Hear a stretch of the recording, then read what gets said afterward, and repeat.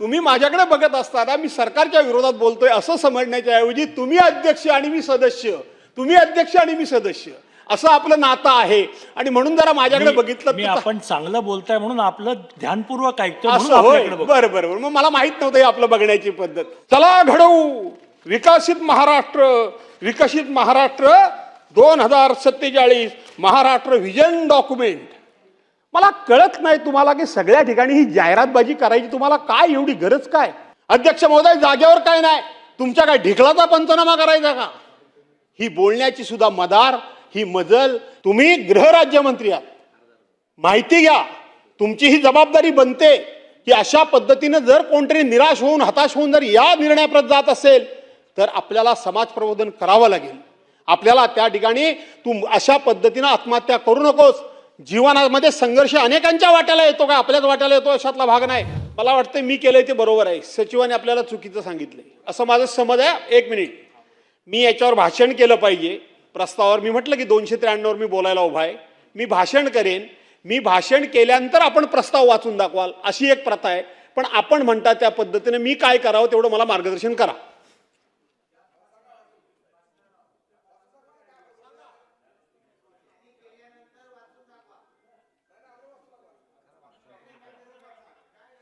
आपण कंटिन्यू करा. म्हणजे मी बोललो तेच बरोबर आहे अध्यक्ष महोदय. आपण त्याच्यानंतर हा प्रस्ताव वाचून दाखवायचा असतो. अध्यक्ष महोदय, 293 वर आपण या ठिकाणी सभागृहामध्ये चर्चा करायला उभे आहोत आणि हा प्रस्ताव पूर्णपणे शेतकऱ्यांशी संबंधित अशा प्रकारचा प्रस्ताव आहे. मी सांगितलं की शेतकऱ्यांची या महाराष्ट्रामध्ये काही दैना आहे, शेतकऱ्यांचं काही विदारक अशा प्रकारची परिस्थिती आहे. सरकारचं शेतकऱ्यांच्याकडे किती दुर्लक्ष आहे याचं जिवंत उदाहरण म्हणून परवांच्या दिवशी 4 दिवसापूर्वी एक 65 ते 70 वर्षाची एक गृहिणी महिला, सहकार मंत्री आपण फार काय मनाला लावून घेऊ नये, परंतु आपल्याच जिल्ह्यातल्या आणि आपल्याच मतदारसंघातल्या सहकार मंत्र्यांच्या मतदारसंघातली एक गृहिणी डोक्यावर पदर घेऊन आपल्या नवऱ्याच्या खांद्यावर जोखड ठेवून, म्हणजे बैलाच्या जागी तिने नवऱ्याला जुंपलं गेलं आणि नवऱ्याला ती ते नांगर ओढायला, ते जोत ओढायला लावत होती. काय त्या माऊलीच्या मनाला काय वाटले असेल, किती वेदना झाल्या असतील, किती घरं पडली असतील. परंतु आमच्या सरकारला मात्र त्या संदर्भामध्ये काहीही देणं घेणं नाही. तो विषय गांभीर्यानं आमचे सहकारी नानाभाऊ पटोळे यांनी मांडला. मांडण्याची कदाचित पद्धत थोडी फारच आक्रमक होती. आपण त्यांना सस्पेंड केलं. दुसऱ्या दिवशी 97 अन्वये हा प्रस्ताव मी या ठिकाणी आणला. आपण त्याला मान्यता दिली नाही आणि उद्या जो विरोधी पक्षाचा जो 293चा प्रस्ताव असतो त्या प्रस्तावाच्या माध्यमातून आपण सदनासमोर या, सरकारसमोर या अशा प्रकारचे माननीय अध्यक्ष महोदयांनी निर्देश दिले.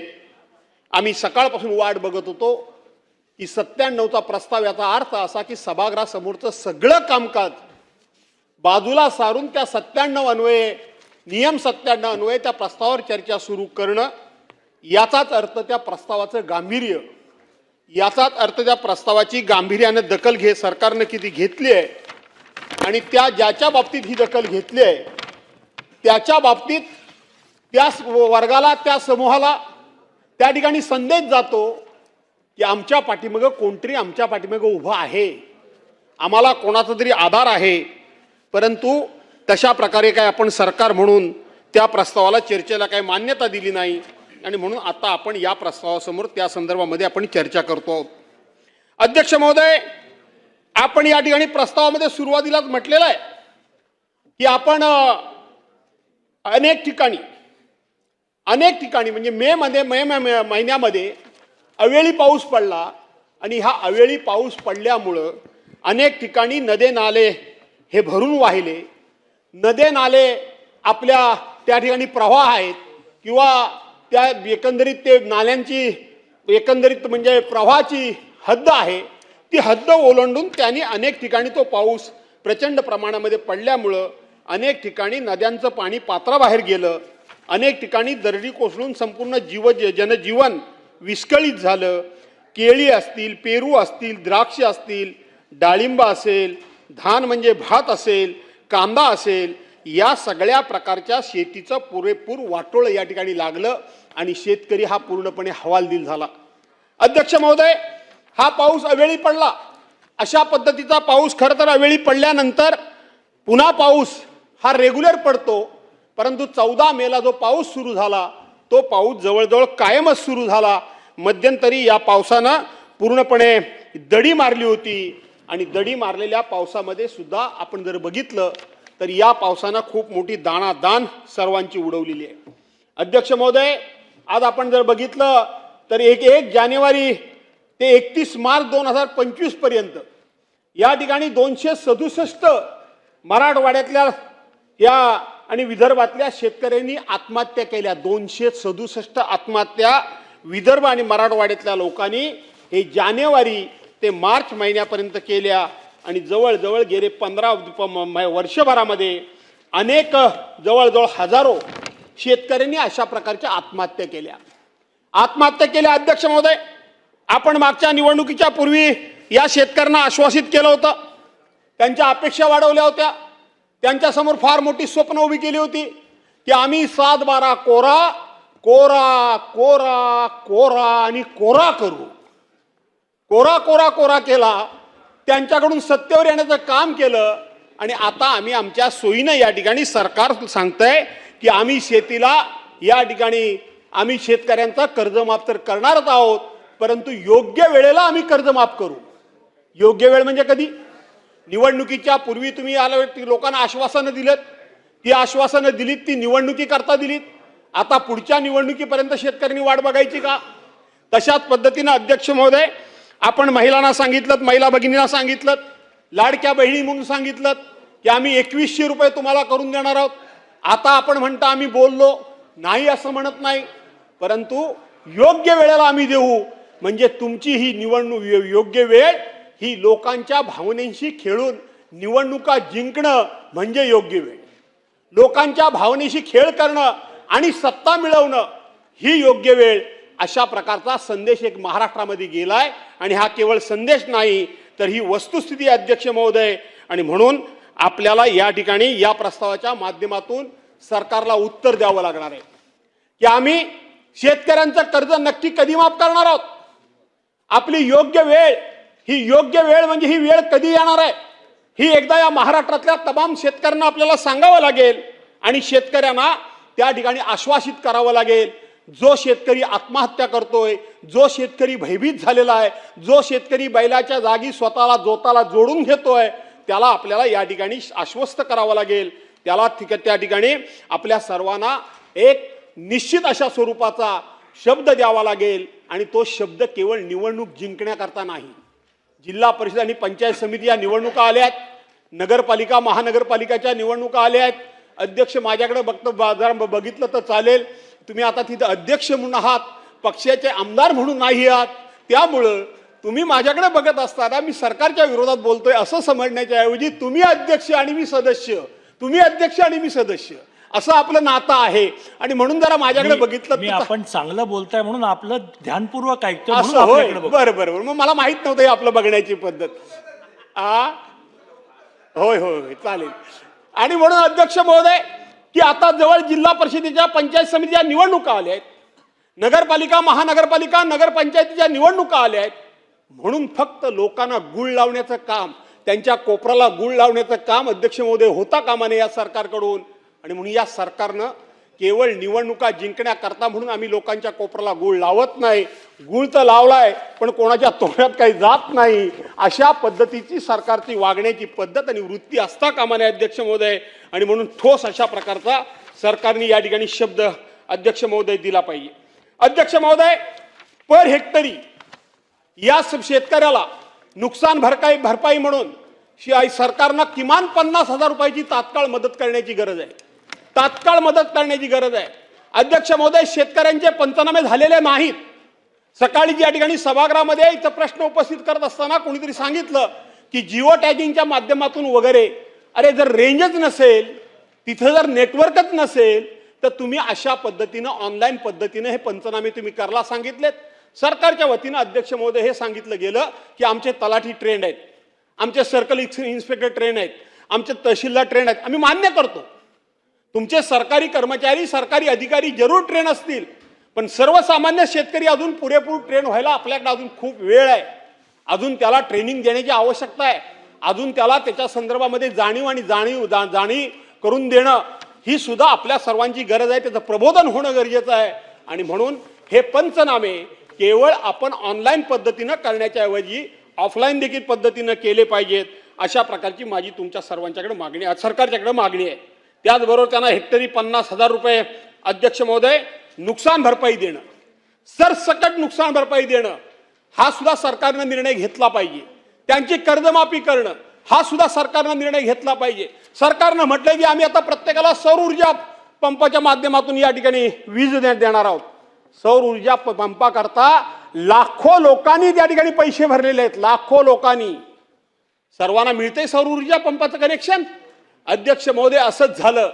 1 रुपया पीक संरक्षण विमा योजना म्हणून 1 रुपयात आम्ही शेतकऱ्याचा पीक विमा उतरतोय असं सांगितलं गेलं. शेतकऱ्याकडून एक रुपया गोळा केला गेला. आणि ज्या विमा कंपन्या आहेत सहकार मंत्री, त्या विमा कंपन्यांचं उखळ पांढरं झालं हे आता सरकारच कबूल करतंय. त्यावेळेला सरकारनं त्या 1 रुपया पीक विमा योजनेची खूप मोठ्या प्रमाणामध्ये भलावण केली. खूप मोठी स्वतःची पाठ स्वतःच्या हाताने थोपटून घेतली. आम्ही कसा 1 रुपयामध्ये शेतकऱ्यांना या ठिकाणी विम्याची रक्कम देणार आहोत म्हणून सांगितलं. आणि शेवटी त्याच सरकारला या सभागृहामध्ये कबूल करावं लागलं की विमा कंपन्यांनी आम्हाला फसवलं. विमा कंपन्यांनी फसवलं. 1 रुपया आपण शेतकऱ्यांकडून घेतो, पण बाकीच्या हप्त्याचे पैसे सरकार म्हणून देतो. सरकार म्हणजे कोण? सरकार म्हणजे तुम्ही आम्ही. सरकार म्हणजे सर्वसामान्य माणूस. सरकार म्हणजे सर्वसामान्य जनता. दिसायला जनतेच्या खिशातून 1 रुपया गेला असं वाटत असेल, परंतु हप्त्याची बाकीची रक्कम सुद्धा शेतकऱ्यांच्या खिशातूनच गेली. शेतकऱ्यांच्या खिशातून गेली. आज शेतकऱ्याला आपण सांगतो की 6,000 रुपये आपण तुम्हाला त्या ठिकाणी शेतकरी सन्मान योजना म्हणून आपण तुम्हाला निधी देतो. त्याच्याकडून आपण किती रुपये वसूल करतो? एखादी फवारणी करायची असेल, बी बियाणं घ्यायचं असेल, त्याला त्या ठिकाणी कुठलीही खतं घ्यायची असतील तर कमीत कमी 18% जीएसटी घ्यावी लागते. आज कुठलंही पीक घ्या, कुठलंही पीक घेतलं तर वर्षातून किमान 60,000 रुपये हेक्टरी खर्च हा शेतकऱ्याला फवारणी करता, बियाणा करता, खतान करता, मजुरी करता हा किमान 60,000 रुपये खर्च येतो. 18 कष्टोदरसे मंत्री महोदय, आपण त्याच्याकडून एका शेतकऱ्याकडून एकराच्या मागं आपण जवळजवळ 11,000 रुपये घेतो. 11,000 रुपये आपण त्याच्याकडून घेतो. आपण काही त्याला फुकट देत नाही. आपण फक्त या ठिकाणी आव आणतो, आपण मोठमोठी प्रसिद्धी करतो, आपण मोठमोठे फलक लावतो. आता आपण तिथे बाहेर बोर्ड लावलाय सगळीकडे, अख्ख्या विधान भवनात बोर्ड आहेत. काय बोर्ड आहे अध्यक्ष महोदय? त्या ठिकाणी बोर्ड काय लावलेला आहे? चला घडवू विकसित महाराष्ट्र, विकसित महाराष्ट्र 2047 महाराष्ट्र व्हिजन डॉक्युमेंट. मला कळत नाही तुम्हाला की सगळ्या ठिकाणी ही जाहिरातबाजी करायची तुम्हाला काय एवढी गरज काय? एवढं चांगलं काम तुम्ही करता. कुठलंही वर्तमानपत्र हातामध्ये घेतलं ते 3-4 फोटो तेच. अरे नवीन तरी फोटो सेशन करा, जरा नवीन पद्धतीचे फोटो काहीतरी येऊ द्या. तेच फोटो, 3-4 फोटो, ती हातामध्ये कसली तरी घेतलेली ती पुस्तकं, खाली काहीतरी जाहिरात. प्रत्येक वर्तमानपत्राला लाखो करोड रुपयाच्या जाहिराती तुमच्या. त्याच्यानंतर तुम्ही त्या ठिकाणी योजना दूत निवडणुकीमध्ये नेमलेत. ह्या योजना तुम्हाला आपलं जे पब्लिसिटी डिपार्टमेंट आहे, त्या पब्लिसिटी डिपार्टमेंटचं हे काम आहे की सरकारी योजनांची पब्लिसिटी करणं, सरकारी योजनांची जाहिरातबाजी करणं, सरकारी योजना या सरकारच्या माध्यमातून सर्वसामान्य माणसाच्या घराघरापर्यंत पोहोचवणं त्या डिपार्टमेंटचं काम आहे. ते डिपार्टमेंट असताना तुमच्या ह्या रोज जाहिरातबाजी. असा एक दिवस नाही, असा टीव्हीचा एक चॅनल नाही की टीव्ही ऑन केला आणि तुमचे ते जाहिरातीचे फोटो दिसले नाहीत. असा एक दिवस नाही. ही जाहिरातबाजी पूर्वी सुद्धा काही कालावधी करता व्हायची, काही होत नव्हती असं मी म्हणणार नाही, पण त्याला काहीतरी टाइम लिमिट होतं, त्याला काहीतरी ठराविक एक कालमर्यादा होती. त्या जाहिरातबाजीला काही ना काहीतरी शेवटी मर्यादा असायच्या. रोज आता प्रत्येक वर्तमानपत्र, प्रत्येक चॅनलवर तुमची जाहिरात आहे. आणि म्हणून तुमचं हे व्हिजन डॉक्युमेंट एका शेतकऱ्यानं आपल्या खांद्यावर नांगर घ्यावा आणि नांगर घेऊन त्यांनी त्या ठिकाणी नांगर ओढावा आणि त्याच्या पत्नीनं तो नांगर हाकावा, हे तुमचं व्हिजन डॉक्युमेंट, हे तुमचं व्हिजन, ही तुमची शेतकऱ्यांबद्दलची कणावा, ही तुमची शेतकऱ्याबद्दलच्या कळवळा, हे तुम्हाला शेतकऱ्याबद्दलचं प्रेम. अशा पद्धतीनं जाहिरातबाजीनं निवडणुका जिंकता येतात, निवडणुका जिंकता येतात, परंतु राज्याची प्रगती, देशाची प्रगती अशा जाहिरातबाजीनं होत नसते. सर्वसामान्य माणसाच्या दुःखाच्या जाहिरातीबाजी करून चालत नाही, तर सर्वसामान्य माणसाच्या सुखदुःखाशी समरस व्हावं लागतं. आणि जो समरस होतो त्यालाच सर्वसामान्य माणसाच्या समस्या कळतात आणि तोच सर्वसामान्य माणसाच्या समस्या सोडवू शकतो. त्यामुळं पहिल्यांदा आपल्याला सर्वसामान्य माणसाच्या सुखदुःखाशी समरस व्हायला पाहिजे, ही माझी आपल्याला विनंती आहे. अध्यक्ष महोदय, मी कोकणातून आलो. कोकणाच्या बाबतीत बोलत असताना अध्यक्ष महोदय मला सांगितलं पाहिजे की यंदा 14 मेला पाऊस पडला. साधारणपणे अध्यक्ष महोदय 25 मेला इथं आमच्या ताई बसल्या आहेत, आपल्याकडे रोहिणी सुरू होते 25 मेला आणि 25 मेला आपल्या कोकणामध्ये पेरणी सुरू होते. पेरणी 25 मेला सुरू होते, मुहूर्त होतो. पण यंदा मुळातच पाऊस पडला तो 14 मेला पडला. 14 मेला अध्यक्ष महोदय पाऊसच इतका पडला की जिकडे तिकडे पाणी पाणी आणि पाणी आणि पाणी झालं. नदी नाल्या तमाम भरले, तमाम भरून गेले अध्यक्ष महोदय नदी नाले. कोकणामध्ये एकच पिकी शेती आहे, दुबार शेती नाही. सरकारने जरी खतं दिली, बियाणं दिली, सरकारने कितीही मदत केली तरी दुसऱ्यांदा कोकणामध्ये पेरणी होत नाही. पेरणी करायला चान्सच नाही. सरकारने कितीही मदत करायचं म्हटलं तरी सुद्धा कर्ज कोकणातले लोक घेतच नाही. त्यामुळे त्यांच्या हप्त्यांचं रिशेड्युलिंग वगैरे होण्याचा प्रश्नच उद्भवत नाही. आणि म्हणून अध्यक्ष महोदय, यंदा कोकणामध्ये हे पाऊस अचानक पडला, नंतर 15 दिवस पाऊस गेला, थोडीशी पेरणी आम्ही केली नाही अशातला भाग नाही. माझी सुद्धा वेळेवर लावणी व्हायची, ती अजून लावणी झाली नाही. उद्यापासून मी जाणार आहे लावणीवर पुढचे 2-4 दिवस. हे नंतर अधिवेशन, नंतर बाकीचं सगळं, कारण मला माझी शेती केली पाहिजे, दुसरं खायचं काय, आणि शेतातलंच मी धान्य खातोय सगळ्यांना माहिती आहे. आणि म्हणून अध्यक्ष महोदय, त्याला दुबार पेरणी करता म्हणून काहीही चान्स नाही, त्याला मदत करा. दुसरी गोष्ट अध्यक्ष महोदय, कोकणामधला आंबा, फणस, काजू हे साधारणपणे खऱ्या अर्थानं पूर्वी जो आंबा येतो तो काहीतरी कल्टार बिल्टार सारखं केमिकल वगैरे टाकून तो पिकवलेला आंबा असतो. पण जी पूर्वीची पिढीजात जी झाडं आहेत, वाडवडिलांनी पूर्वी जुनी लावलेली झाडं आहेत, या झाडांचा खरा ओरिजिनल आंबा कुठल्याही प्रकारचं खत न घालता, कुठल्याही प्रकारची फवारणी न करता जो आंबा पिकतो तो एप्रिलच्या शेवटच्या आठवड्यापासून आणि मेच्या पहिल्या आठवड्यापासून तो पिकायला लागतो. यंदा 14 मेलाच पाऊस पडला. आंबा जो होता नव्हता, मध्ये पाऊस पडला, त्यामुळे त्याचा मोहर गेला, अतिउष्णता झाली म्हणून त्या मोहर करपला. आणि म्हणून अध्यक्ष महोदय, त्या आंबा बागायतदाराला सुद्धा आंबा मिळाला नाही.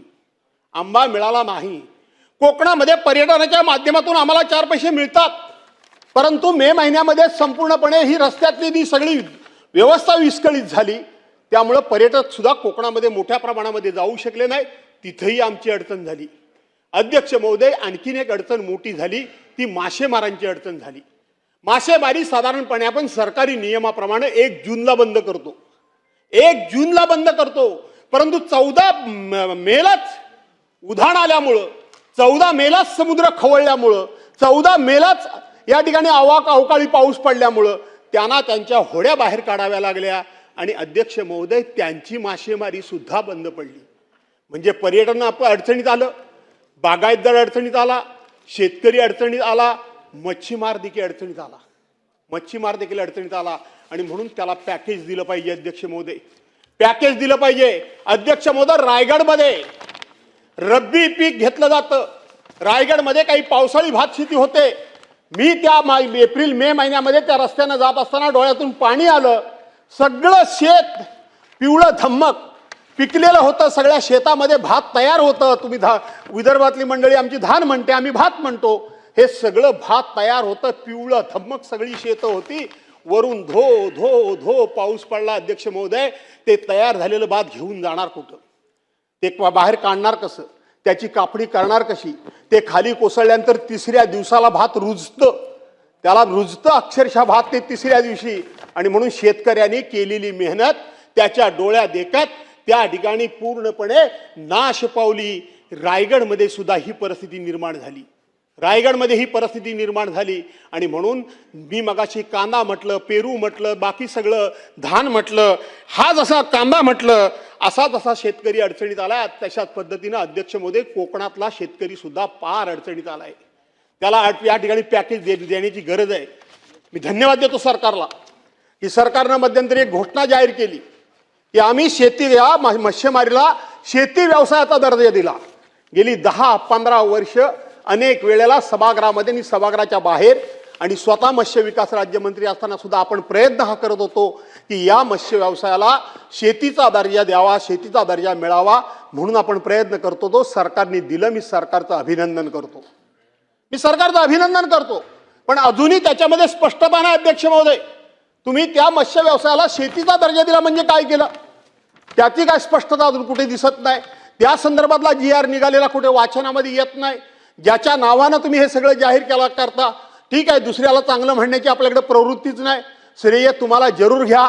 आमच्या मच्छीमारांना त्याचा फायदा झाल्याचे कारण ज्या माणसानं कधी तो प्रश्न मांडलेचा मी कधी ऐकलं सुद्धा नाही, त्याचं नाव सुद्धा ऐकलं नाही, त्याच्या नावानं तुम्ही शेती, त्याच्या मागणीमुळं, त्याच्या पाठपुराव्यामुळं, त्याच्या भाषणामुळं, त्याच्यामुळं आम्ही त्याला मत्स्य व्यवसायाला शेतीचा दर्जा दिला म्हणून तुम्ही जाहीर केलं. आम्हाला आनंद आहे. पण त्या धोरणासंदर्भामध्ये तुमच्यामध्ये स्पष्टता येण्याची गरज आहे आणि म्हणून ती स्पष्टता सुद्धा यावी अशा प्रकारची मी या ठिकाणी विनंती करतो. अध्यक्ष महोदय, शेतकऱ्यांच्या बाबतीत तुमचे लोक काय म्हणतात, स्वतः मंत्री महोदय काय म्हणतात? मंत्री महोदय शेतकऱ्याबद्दल भाषा वापरत असताना काय वापरतात अध्यक्ष महोदय? त्या शेतकऱ्याच्या दुःखावर फुंकर घालण्याच्या ऐवजी, त्या शेतकऱ्याला दिलासा देण्याच्या ऐवजी, त्या शेतकऱ्याच्या पाठीवर मायेनं हात फिरवून लढ म्हणण्याच्या ऐवजी त्याची टिंगलटवाळी करणं, त्याची चेष्टा करणं, त्याची कुचेष्टा करणं, अशा पद्धतीनं चेष्टा करण्याचं काम हे स्वतः कृषी मंत्री करतायत. एक शेतकऱ्यांची चेष्टा करत असताना शेतकरी कर्जमाफीच्या पैशातून काय मुलीचे साखरपुडे करायचे आहेत काय? अरे शेतकऱ्यांना काय मुलीचे साखरपुडे करू नयेत का? शेतकऱ्यांना आपल्या मुलाबाळांचे मुलीबाळींच्या लग्नाची स्वप्न कधी बघू नयेत का? शेतकऱ्यांना कधी आपल्या मुलीबाळींचं लग्न हे विनाविघ्न पार पडलं, विना कर्ज पार पडलं, न आत्महत्या पार पडलं आणि ते पडावं अशा प्रकारचं शेतकऱ्याने स्वप्न कधी बघू नये का? अध्यक्ष महोदय विचार केला पाहिजे. लग्न करतात आजकाल भिकारी. नाही तुम्हाला द्यायचं बोलायला सांगितलं अध्यक्षांच्याकडे आम्ही अशी परवानगी घेऊन आलो. 4ला प्रस्ताव सुरू करत असताना माझं झाल्यानंतर इकडून 2 जण बोलतील. कंटिन्यू आपण खात्री करून घ्या. आम्ही काय म्हणतो असं नाही, खात्री करून घ्या. म्हणजे स्वतः होते ना सेक्रेटरी. आणि म्हणून अध्यक्ष महोदय शेतकऱ्यांना ही स्वप्न कधी बघूच नाही का अध्यक्ष महोदय? सुखी संसाराची स्वप्न कधी शेतकऱ्यांना बघूच नाही. काय म्हणाले मंत्री? मंत्री म्हणाले आजकाल भिकारी सुद्धा 1 रुपया घेत नाही. आम्ही शेतकऱ्याला 1 रुपयामध्ये पीक विमा योजना दिली. त्या पीक विमा योजनेचे कसे धिंडवडे निघाले सहकार मंत्री महोदय ते मी तुम्हाला आत्ता सांगितले. सरकारने त्यावेळेला 1 रुपयामध्ये आम्ही शेतकऱ्यांचा पीक विमा योजना दिली म्हणून सांगितलं आणि त्याच सरकारला याच सभागृहामध्ये कबूल करावं लागलं की त्या ठिकाणी मोठ्या प्रमाणामध्ये भ्रष्टाचार झाला, कंपन्यांचा फायदा झाला, शेतकऱ्यांचा फायदा झाला नाही. पण कंपन्यांना हप्ता जो गेला तो सरकारने दिला म्हणजे तो तुम्ही आम्ही नागरिकांनीच तो हप्ता दिलेला आहे. सरकार जी कोणी असलं तर त्या ठिकाणी असणारे मंत्री संत्री उद्या आम्ही काय ते काय खिशातून कोणी देत नाही, कोणी खिशातून देत नाही, जनतेच्याच खिशातून हे पैसे जातात. आणि म्हणून एका बाजूला स्वतः मंत्री सांगतात की या योजनेचा बोजवारा वाजला आणि दुसऱ्या बाजूला मंत्रीच चेष्टा करतात की 1 रुपया भिकारी घेत नाही, आम्ही सुद्धा 1 रुपयात तुम्हाला विमा देतो, अशा प्रकारची चेष्टा करतात. अध्यक्ष महोदय जागेवर काय नाही, तुमच्या काय ढिकलाचा पंचनामा करायचा का? ही बोलण्याची सुद्धा मदार, ही मजल, ही वृत्ती आणि हे शब्द तोंडातून कसे येतात? एवढ्या करता येतात की अहंकार, एवढ्या करता येतात की सर्वसामान्य माणसाच्या सुखदुःखाची काही आम्हाला देणं नाही घेणं, अशा लोकांच्या तोंडून असे शब्द येतात. काल इथे या सदनाचे सहकारी माझे बबनराव लोणीकरांनी खुलासा केला, आपण तो खुलासा स्वीकारला. काय म्हणतात काय या ठिकाणी सत्ताधारी पक्षाचे आमदार, तुम्हाला बूट, तुम्हाला चपला, कपडे माझ्या बापामुळे म्हणजे मोदी साहेबांच्या मुळे मिळतात, माझ्या बापामुळे तुम्हाला मिळतात. तुम्हाला पेरणीसाठी 6,000 रुपये माझ्या बापामुळे मिळतात. तुमच्या आईच्या अंगावरचं पातळ माझ्या बापामुळे मिळतं. तुमच्या बायकोच्या खात्यामध्ये पैसे, बहिणीच्या खात्यामध्ये पैसे माझ्या बापामुळे येतात. अध्यक्ष महोदय, सरकार काय 2014 पूर्वी या देशामध्ये सरकार नव्हती? 2014 पूर्वी या देशामध्ये सरकार नव्हती? 2014 नंतर सरकार आली. याच्या पुढे सुद्धा काही सरकार येणार नाहीयेत. ही लोकशाही आहे, ही अजरामर राहिली पाहिजे. याकरता म्हणून आम्ही सगळ्यांनी काम केलं पाहिजे, झटलं पाहिजे. आणि आमची सत्ता आहे, आम्ही त्या पक्षाचे पदाधिकारी आहोत, आम्ही त्या पक्षाचे आमदार खासदार आहोत. म्हणून अशा प्रकारची भाषा करून कोणाचा तरी उपमुर्द करण्याचा अधिकार आम्हाला कोणी दिला? कोणी दिला? अशा प्रकारचे शब्द आमच्या तोंडून कसे येऊ शकतात? शेवटी माणसानं मोठेपणा त्याच माणसाला शोभून दिसतो की ज्याच्यामध्ये नम्रता असली पाहिजे. नम्रता असली पाहिजे. अरे फळझाड, एवढं मोठं फळझाड ज्यावेळेला लागतं, ज्या वेळेला ते बहरतं, त्याच्यावर अनेक फळं लागतात, त्यावेळेला ते फळझाड असं ताट उभं राहत नाही. ते फळझाड वाकतं, ते झुकतं. याचा अर्थ त्या फळझाडाला सुद्धा, मुक्या फळझाडाला सुद्धा माहिती असतं की आज जरी मी फळांनी बहरलेलं असेल तरी सुद्धा मला फुलं यावीत, मला फळं लागावीत, मी फुलांनी भरावं म्हणून कुणीतरी कोणाचे तरी हात माझ्याकरता राबलेले आहेत. माझ्याकरता राबलेले आहेत. कुणीतरी माझी मशागत केलेली आहे. कुणीतरी माझ्या बुंदामध्ये 4 खताचे दाणे टाकलेले आहेत. कुणीतरी झारीभर पाणी मला माझ्या बुंदामध्ये टाकलंय. म्हणून मी बहरलोय, म्हणून मी फळाफुलास आलोय. हे त्या मुक्या झाडाला कळतं. ते आमच्यासारख्या चालत्या बोलत्या माणसांना का कळू नये? का कळू नये? कशा करता हा अहंकार? सत्तेमध्ये काय आपणच फक्त आलो की काय? यापूर्वी देखील अनेक लोक होऊन गेले, याच्यानंतर देखील होणार आहेत. हे लक्षात ठेवा तुम्ही. हे लक्षात ठेवा. हे लक्षात आपण सर्वांनी ठेवलं पाहिजे. म्हणून मी म्हटलं की लागत्या फळाच्या झाडाप्रमाणे सत्ताधाऱ्यांनी नम्र असलं पाहिजे. नम्र असलं पाहिजे. खोपडे सरकार, तुम्ही या सभागृहामध्ये इकडं पण बसत होतात, इकडं आम्हीही बसत होतो. इकडं नाताभाऊ खडसे होते, विरोधी पक्ष नेते, बरोबर आहे. बाजूला सुधीर भाऊ बसलेले असायचे, त्याच्या बाजूला गिरीश भाऊ बसलेले असायचे, त्याच्या बाजूला गिरीश भाऊ बापट बसलेले असायचे, बरोबर आहे. आणि इकडे देवेंद्रजी बसलेले असायचे, त्याच्या बाजूला गिरीश भाऊ बापट बसलेले असायचे.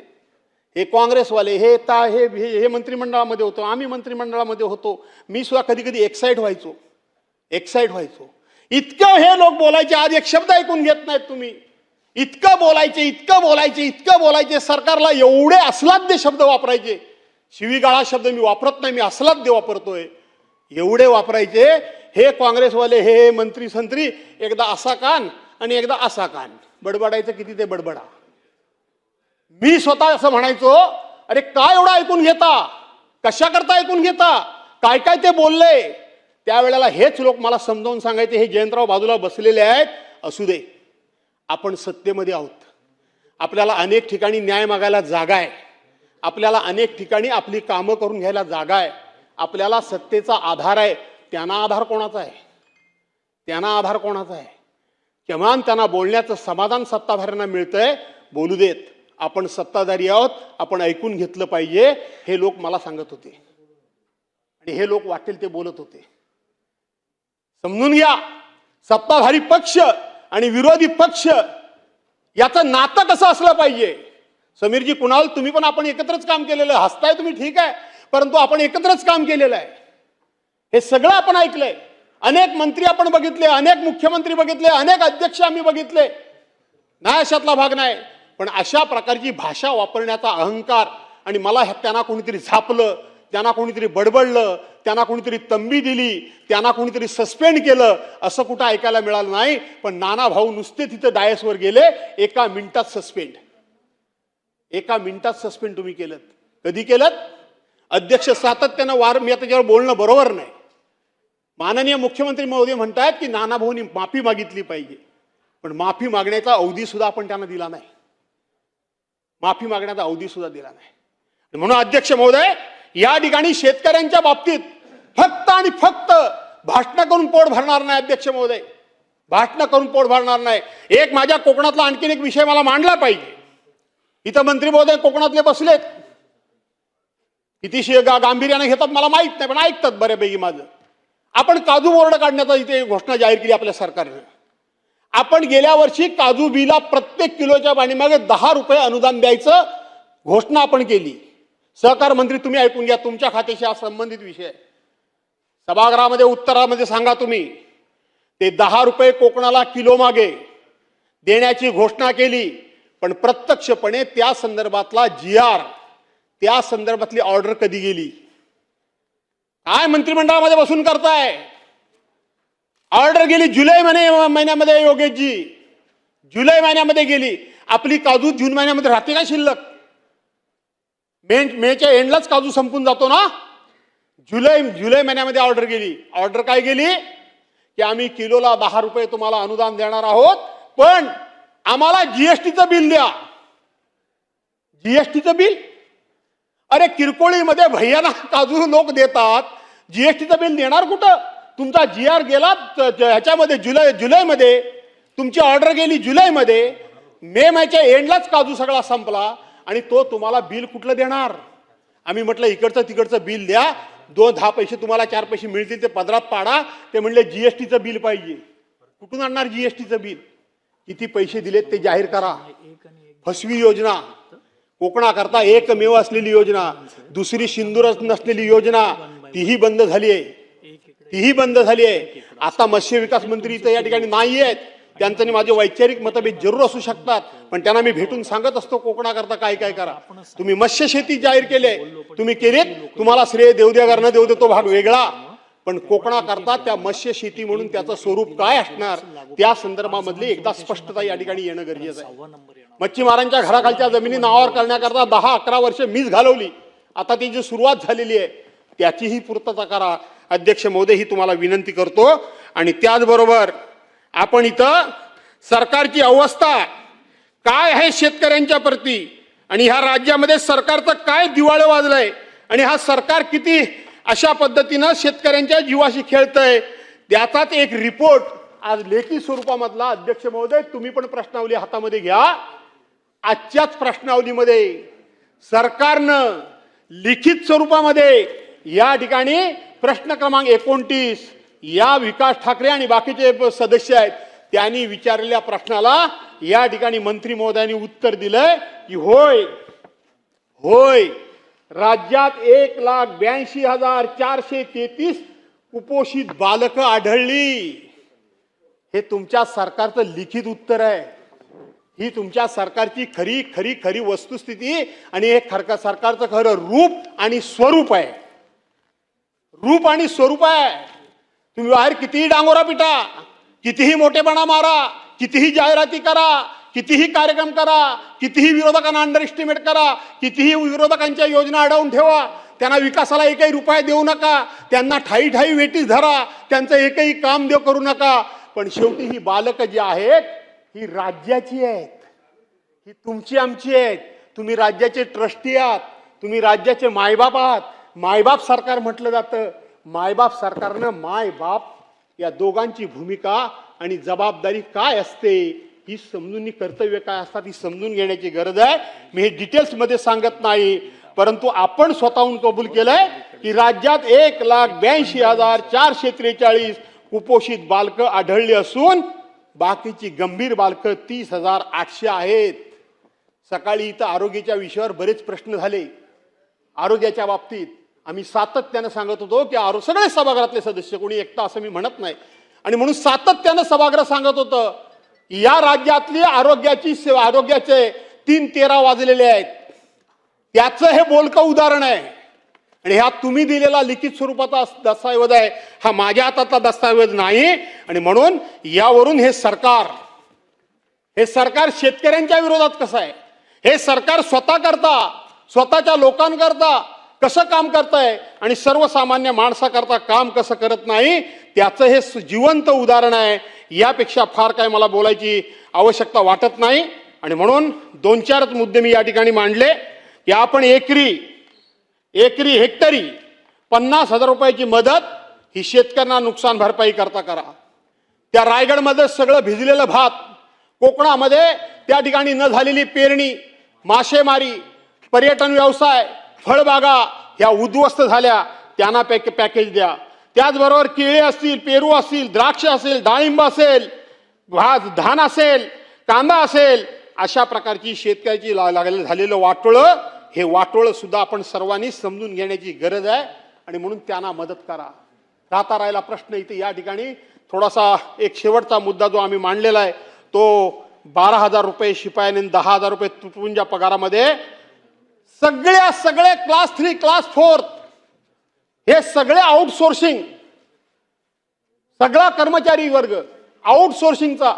एका बाजूला मराठा समाजाला आरक्षण आम्ही देणार काय, ओबीसी मध्ये आम्ही कोण काय त्याच्यात दाखल करणार नाही आणि 17 इतर जाती दाखल केल्या, 1% त्यांचा आम्ही करू देणार नाही. आम्ही जाती जातीला आरक्षण मिळावं म्हणून भांडतोय आणि ज्या जातीचा शेवटचा टप्पा शेवटच्या नोकऱ्या, या नोकऱ्या सरकारने पूर्णपणे संपवलेल्या आहेत. या नोकऱ्या सरकारने पूर्णपणे संपवलेल्या आहेत. या नोकऱ्या सगळ्या आउटसोर्सिंगच्या माध्यमातून सरकारने या ठिकाणी भरायचं काम सपाट्यानं सुरू केलेलं आहे आणि म्हणून सगळ्यांनी सावध राहण्याची गरज आहे. हा सगळा फक्त या ठिकाणी ह्या बोटावरची थुंकी त्या बोटावर खेळवण्याचं काम सरकार करतंय आणि म्हणून पुन्हा एकदा मी तुम्हाला सांगतो, सिक्युरिटी बोर्डाचे सुद्धा 3:13 वाजलेत. आज सकाळी एक प्रश्न होता, त्या प्रश्नावर आपण जाऊ म्हणून विचार केला होता आपण, पण त्या प्रश्नापर्यंत आपण पोहोचलो नाही. माथाडी कामगारांच्या संदर्भातला प्रश्न होता. खरं सांगायला गेलं तर ज्या ठिकाणी आस्थापना असते त्या ठिकाणी माथाडी कामगार असला पाहिजे नियमाप्रमाणे, पण आमच्या कोकणामध्ये एवढा मोठा इंडस्ट्री एरिया आहे, एवढा मोठा इंडस्ट्री एरिया आहे. काय करतं काय माथाडी कामगार बोर्ड, काय करतं काय सिक्युरिटी बोर्ड? सिक्युरिटी बोर्डाच्या माध्यमातून त्या ठिकाणी सिक्युरिटी गार्ड घेतले पाहिजेत, परंतु प्रायव्हेट कुठली तरी एजन्सी नेमायचे, त्यांचे गार्ड घ्यायचे आणि आमच्या स्थानिक पोरणा किमान सिक्युरिटी गार्डचं सुद्धा काम जमणार नाही. असं कुठं झालंय? सिक्युरिटी गार्डचं सुद्धा ते काम जमू शकतं आणि म्हणून या सगळ्या बाबतीत सरकारनं सामान्य माणूस नजरेसमोर ठेवून आजपर्यंतची जी राज्य आम्ही बघितली तो कॉमन मॅन, सामान्य माणूस नजरेसमोर ठेवून योजना आखल्या गेल्या, नजरेसमोर ठेवून. आता अदानी, अंबानी अशा प्रकारचे लोक नजरेसमोर ठेवून योजना आखल्या जात आहेत, घोषणा मोठ्या मोठ्या केल्या जात आहेत. Digital India, make in India, stand up India, sit down India वगैरे वगैरे वगैरे वगैरे. कुठे आहे सगळं? कुठे आहे सगळं? राज्यामध्ये आज किती पोरं बेकार आहेत, बेकारीची संख्या काय आहे याचा विचार आपण सर्वांनी मिळून करण्याची गरज आहे आणि म्हणून सामान्य माणूस जगाबरोबर आपण गेलं पाहिजे, जगाबरोबर स्पर्धेमध्ये आपण उतरलं पाहिजे. जगाच्या बरोबरीनं जायचं असेल तर जगातली प्रत्येक ऍडव्हान्स टेक्नॉलॉजी आपण अडॉप्ट केली पाहिजे, याच्याशी काही दुमत असण्याचं कारण नाही. पण हे करत असताना सामान्य माणूस काय करणार, सामान्य माणसाचं काय होणार, सामान्य माणसाचा राडघाडगं, संसाराचं राडघाडगं कसं चालणार याचा विचार जर करायचा असेल तर शेतकऱ्याच्या मागे तुम्हाला उभं राहावं लागेल, कामगाराच्या मागे तुम्हाला उभं राहावं लागेल. अशा प्रकारची या ठिकाणी विनंती करतो. पुन्हा एकदा आपल्या सर्वांना, यानंतर माझे सहकारी या ठिकाणी बोलणारच आहेत. 2024 मध्ये 3,588 मृत्यू झालेत, 20 वर्षात जवळजवळ 72,000 मृत्यू झालेत. त्या संदर्भामध्ये सुदैवानं मी त्याच्यात मोठेपणा सांगत नाही की ज्या कोकणाचं आम्ही प्रतिनिधित्व करतो त्या कोकणामध्ये ही आत्महत्या करण्याची वगैरे काही लागण अद्यापपर्यंत लागलेली नाही. पण योगेशजी, तुम्ही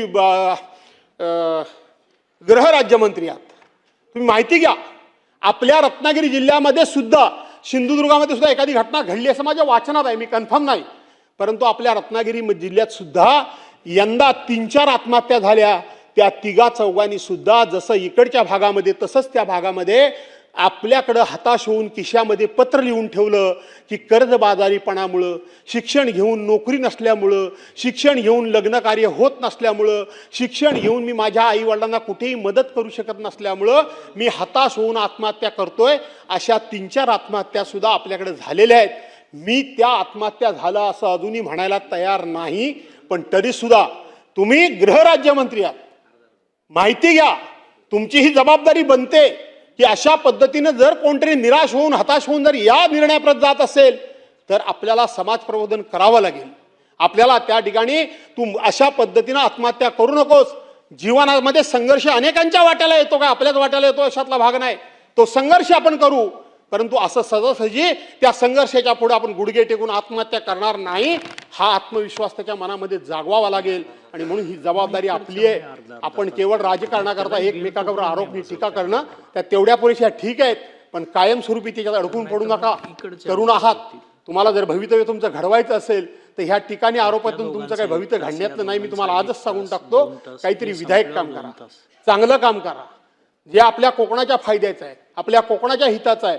राज्याचे तुम्ही मंत्री आहात हे मला माहितीच आहे, पण आता मंत्री राज्याचा कुठला कपाळातला राहिलाय, आता जिल्ह्यातला सुद्धा मंत्री राहिला नाही, आता स्वतःच्या मतदारसंघाचाच मंत्री राहिलाय प्रत्येक जण. हा प्रत्येकाला अनुभव असेल आणि म्हणून तुम्ही सुद्धा त्या संदर्भामध्ये विचार करावा अशा प्रकारची विनंती करतो.